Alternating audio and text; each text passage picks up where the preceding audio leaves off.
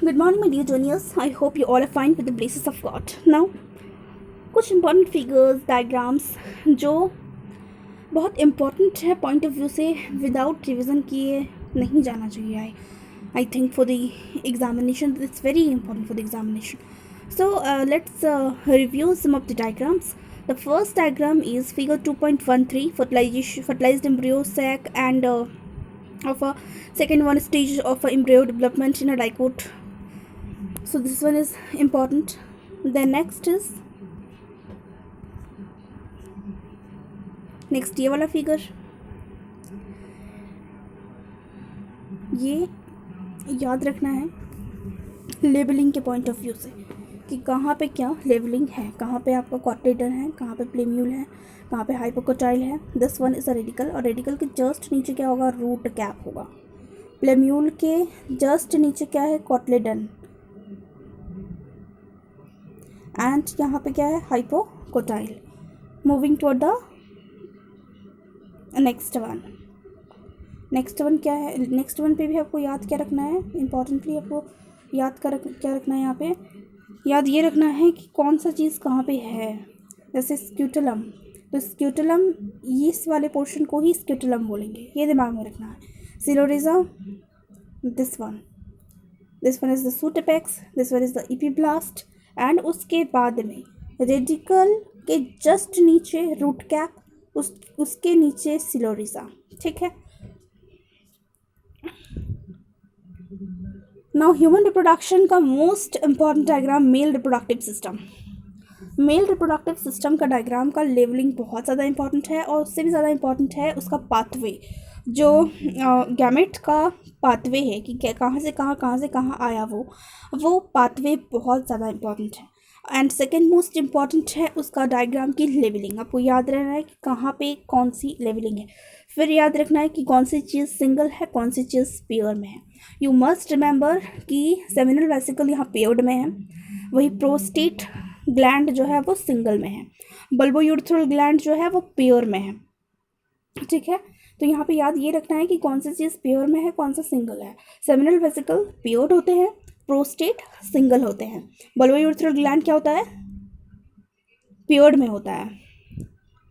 And बाकी और भी लेवलिंग्स है वो भी दिमाग में रख करके ही जाना है.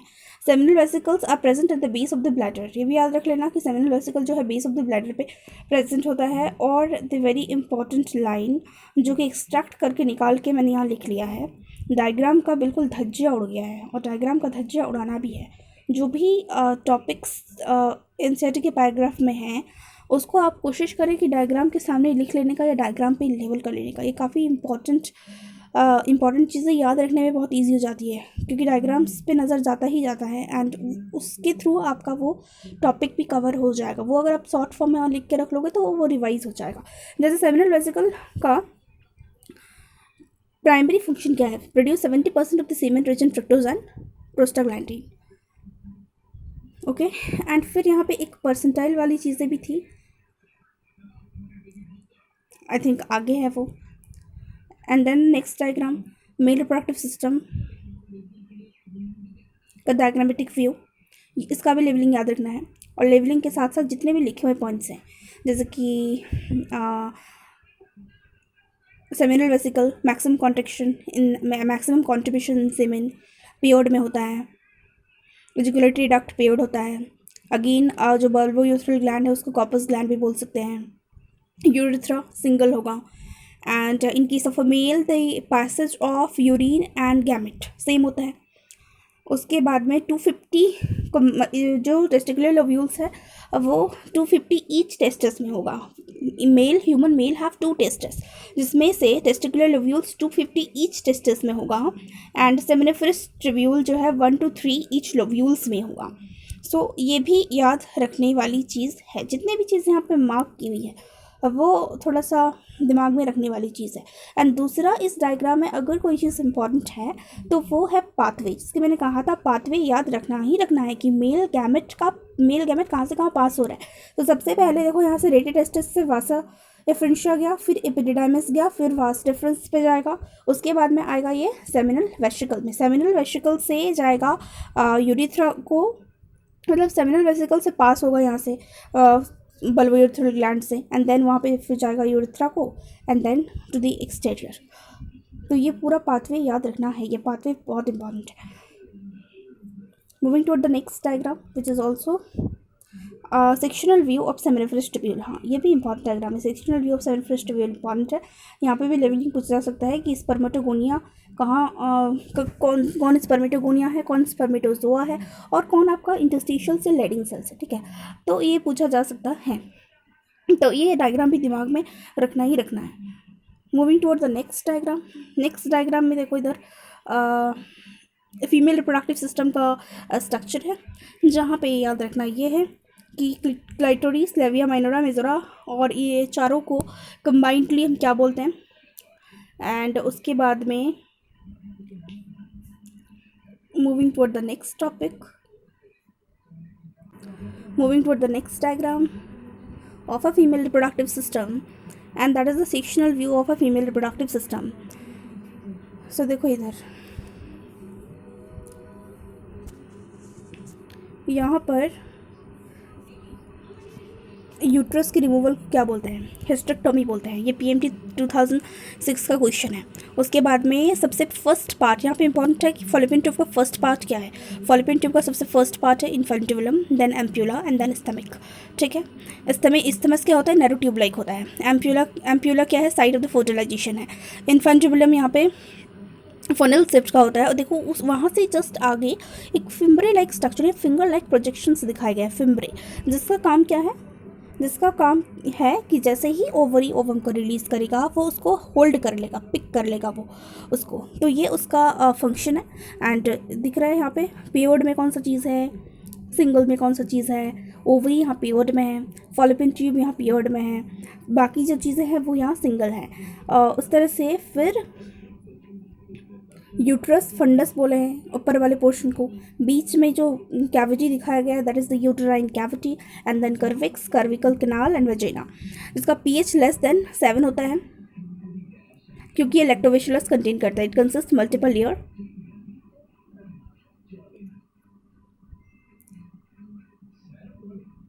Now moving toward the next diagram, the diagrammatic sectional view of a seminiferous tubule. अभी हमने सेमिनिफरस ट्यूब्यूल को देखा था, बट यहाँ ये जो है और क्लियर डायग्रामेटिक सेक्शनल व्यू है। तो जिसमें आप देख सकते हो कि यहाँ पे स्पर्मेटोगोनियल सेल्स ये जो वाले हैं, ये है स्पर्मेटोगोनियल सेल्स, उसके ऊपर इस तरह की शेप का है Sertoli cell. This one is a primary spermatocyte and this one is a secondary spermatocyte. फिर है स्पर्मेटिड एंड देन स्पर्मेटोजोआ। तो जो स्पर्म्स थोड़े बड़े साइज़ के यहाँ पे लग रहे हैं दैट आर द स्पर्मेटिड्स। उसके बाद जो नॉर्मल साइज़ के हैं दैट आर स्पर्मेटोजोआ, ठीक है। This diagram is also important diagram. यहाँ पर लेवलिंग भी और आई थिंक क्वेश्चंस में बनाने के लिए भी बोला जाता है। आई थिंक हम लोगों ने जब बोर्ड दिया था उस टाइम ये क्वेश्चन आया था, उस टाइम फिगर भी बनाने के लिए आया था। सो 1 या 2 मार्क्स के क्वेश्चंस में आपको डायग्राम विथ लेबलिंग भी पूछा जा सकता है। तो जिसमें याद क्या रखना है कि कौन सा पोर्शन हेड पोर्शन है, कौन सा पोर्शन नेक पोर्शन है, कौन सा पोर्शन टेल पोर्शन है, उसमें माइटोकॉन्ड्रिया कहाँ पे होगा। तो माइटोकॉन्ड्रिया जो कि एनर्जी प्रोवाइड करता है वो इस मिडिल वाले पोर्शन में होगा। वो कहाँ होगा, इस मिडिल वाले पोर्शन में होगा, जहाँ पर क्या होता है, माइटोकॉन्ड्रिया होता है, सेंट्रियोल होता है, एक्सियल फिलामेंट्स होते हैं। माइटोकॉन्ड्रिया होता है, सेंट्रियोल्स होते हैं, एक्सियल फिलामेंट्स होता है। फिर ये एक्रोजोम भी पूछा जाएगा 1 मार्क्स के क्वेश्चन में कि एक्रोजोम कहाँ होता है। तो ये हेड पे होता है, ये हेड है और इस हेड के जस्ट यहाँ टिप पे होता है एक्रोजोम, जिसकी प्लॉइडी होती है N। ये मॉडिफाइड गोल्जी बॉडी है, ठीक है, ये मॉडिफाइड गोल्जी बॉडी है और पेनिट्रेशन का काम होता है इसका, ये पेनिट्रेट करने में हेल्प करता है। एंड देन फिर आपको यहाँ पे क्या दिखाया गया है, plasma membrane. Now moving toward the next diagram and that is figure 3.7 sectional view of a ovary। तो sectional view of a ovary यहाँ पर भी जस्ट ग्रोथ दिखाया गया है कि कैसे जो ओवम है फाइनली वो फॉर्म हो रहा है एंड फाइनली वो रिलीज हो रहा है। तो सबसे पहले प्राइमरी फॉलिकल्स है, then secondary, then tertiary, then graafian follicles. उसके बाद अब देखोगे ओवम जो है वो रिलीज हो जा रहा है। अब ओवम रिलीज होने के बाद में जो लेफ्ट आउट पार्ट बच रहा है that is called as a corpus luteum. इसका काम होता है प्रोजेस्टेरिन सिक्रीट करना इफ प्रेगनेंसी अकर्स। अगर हो जाए तो वो कंटिन्यूसली प्रोजेस्टेरिन सिक्रीट करेगा, लेकिन इफ़ डजेंट अकर, अगर नहीं होता है तो वो डिजेनरेट कर जाता है। वो क्या हो जाता है? डिजेनरेट कर जाता है। And now the most important diagram, जो 5 मार्क्स के क्वेश्चंस में आपको एक्सप्लेन करने के लिए पूछा जा सकता है, और उसमें आपको एक्सप्लेनेशंस भी करना है, डायग्राम भी बनाना है, बहुत अच्छे से डिस्कशन करना है। बिकॉज 5 मार्क्स का क्वेश्चन है तो फिगर तो बनाना ही है, फिगर बनाना होगा और ईच एंड एवरी चीज़ वहाँ पे एक्सप्लेन करना होगा। So the most important topic and most important graph also, diagrammatic representations or presentations of a menstrual cycle. So क्या क्या चीज़ें हैं यहाँ पे? सबसे पहले इवेंट के बारे में है। सबसे पहला यूट्राइन इवेंट है, फिर ovarian hormone level, then ovarian event, then pituitary hormone level. तो पिट्यूटरी हार्मोन्स कौन से हो गए? FSH and SH। Ovarian hormones कौन से हो गए? Oestrogen and progesterone. उसके बाद यूट्राइन इवेंट्स में आपको दिख रहा होगा कि कैसे यहाँ पे दिखाया गया है यूट्राइन जो वॉल है उसका फॉर्मेशन एंड देन उसका ब्रेक डाउन, फिर उसका फॉर्मेशन देन उसका ब्रेक डाउन। तो ये सारी इवेंट्स यहाँ पे दिखाए गए हैं। देखो फर्स्ट जो स्टार्टिंग है यहाँ पे 1 से लेकर के 5th day, that is the menstrual phase दिखाया गया है यहाँ पे, मेंस्ट्रुअल फेज। एंड आप ध्यान से देखें यहाँ पे ओवेरियन हार्मोन्स का लेवल एकदम डाउन है, मतलब एकदम लेवल कॉन्स्टेंट है। और एट द सेम टाइम देखो FSH और LH का भी वही हाल है, और वो जो फॉलिकल्स हैं वो काफ़ी छोटे छोटे हैं, मतलब जो नेक्स्ट फॉलिकल्स है। अब ये अगर मेंस्ट्रुअल फेज चल रहा है तो मतलब अब हम जिस नेक्स्ट मंथ में दूसरा ओवम मिलेगा ना, तो वो जो डेवलपिंग फॉलिकल्स के फॉर्म में है वो ओवम। एंड फिर यहाँ पे दिखाया है follicular phase and proliferative phase, जहाँ पे धीरे धीरे यूट्राइन वॉल फिर से ग्रो करना शुरू कर दिया। अब जैसे ही ये धीरे धीरे ग्रो करना शुरू किया, अब उसके बाद में नेक्स्ट मंथ का जो ओवम है वो भी देखो धीरे धीरे बढ़ रहा है यहाँ पे, वो भी धीरे धीरे यहाँ पे ग्रो करेगा। एस्ट्रोजन प्रोजेस्टेरोन का लेवल भी थोड़ा सा बढ़ रहा है, LH भी FSH भी अपना राइज कर रहा है। एंड जैसे ही ये फॉलिकुलर फेज ख़त्म हो गया, यानी 14 डेज पे ख़त्म हो गया, ये फॉलिकल्स पूरी तरह से जो है डेवलप होकर ओवुलेशन कर देगा। उस दिन पे at that day LH FSH का जो पिक है पूरा हाई रहेगा, LH का और FSH का पिक जो है पिक पूरा हाई पिक रहेगा। एंड प्रोजेस्टेरोन कांस्टेंट ही है, बट एस्ट्रोजन थोड़ा सा यहाँ पे बढ़ा है, एस्ट्रोजन बढ़ा है। एंड देन वहाँ पे ओवुलेशन होता है at the 14th day. After that ovulation period के जस्ट बाद में there is a luteal phase which is also called as secretory phase. And आप देख रहे हो यहाँ पे यूट्राइन का वॉल तो कंटिन्यूसली बढ़ता चला जा रहा है, वो तो बढ़ ही रहा है, बट जो फॉलिकल्स हैं वो तो मैच्योर होकर के ओवम रिलीज कर दिया, तो उसका जो लेफ्ट आउट पार्ट है वो यहाँ कॉर्पियस ल्यूटम बन के, येलो बॉडी भी बोलते हैं इसको, वो यहाँ पे बना हुआ है। अब इसका फर्दर डेवलपमेंट या डिनेचुरेशंस डिपेंड करेगा अबाउट दी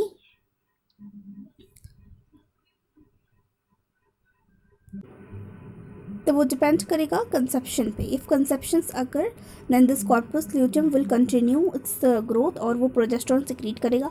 अगर कंसेप्शन नहीं हुआ तो वो डिनेचर कर जाएगा, और डिनेचर कर जाएगा वो फिर नेक्स्ट मेंस्ट्रुअल साइकिल में it will be pass out with the blood vessels with the blood।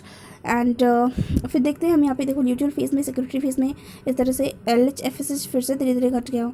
Oestrogen यहाँ पे हाई है, एस्ट्रोजन यहाँ पे फिर से डाउन है, एंड प्रोजेस्टेरोन यहाँ पे हाई है। फिर उसके बाद में हमारा जो फेज है that is the next cycle begins. तो वहाँ पे फिर से क्या हो रहा है, जो यूट्राइन का वॉल है वो फिर से डैमेज हो रहा है, वो फिर से टूट फूट जाएगा and then it will pass out to the vagina. So यहाँ पे ग्राफिकल रिप्रेजेंटेशंस क्या है हार्मोन, ओवेरियन हार्मोन का। तो यहाँ पे ओवेरियन हार्मोन में प्रोजेस्टेरोन, क्योंकि मेंस्ट्रुअल साइकिल अगेन बिगिंस हो गया and it doesn't leads to pregnancy, that's why progesterone level एकदम से घट गया है, बट एस्ट्रोजन लेवल हाई है। कॉर्पस ल्यूटियम कोई काम नहीं एंड डिजेनरेट कर गया, इसी वजह से तो प्रोस्ट्रोजन का लेवल यहाँ पे घटा हुआ है। हैंस एस्ट्रोजन का लेवल सिर्फ यहाँ पे हाई है एंड LHFSH का भी लेवल यहाँ पे ऑलमोस्ट जो है आपका कांस्टेंट ही दिख रहा है, कोई ग्रोथ नहीं है.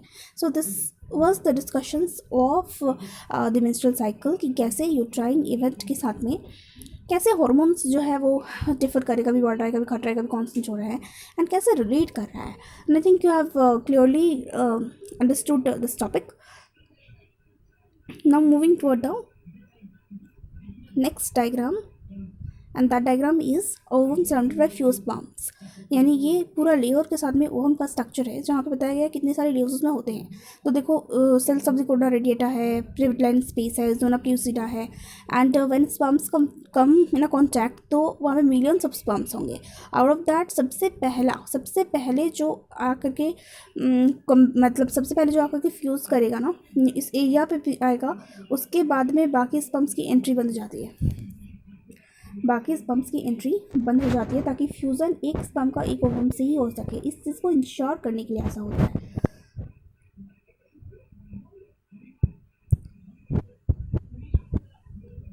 Now figure 3.11 transport of ovum fertilization passage growing embryo through the follicle tube.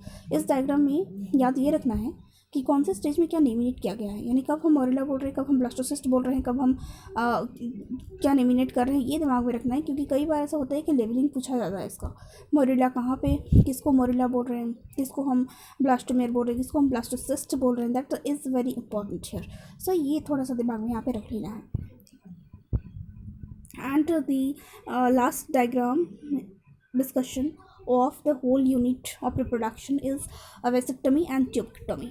यहाँ पे दिमाग में ये रखना है कि वेसिक्टमी का मतलब, वेसिक्टमी किस में, तो वेसिक्टमी मेल में.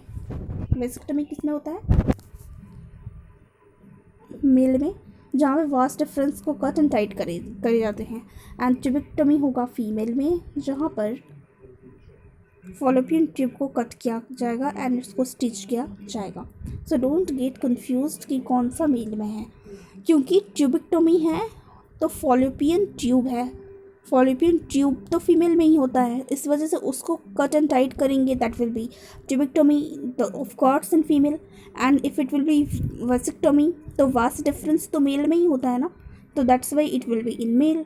So that's all for this video. We'll discuss the next important diagram of genetics and the rest all unit of chapter 12 in the next video. Thank you everyone and don't forget to subscribe my channel.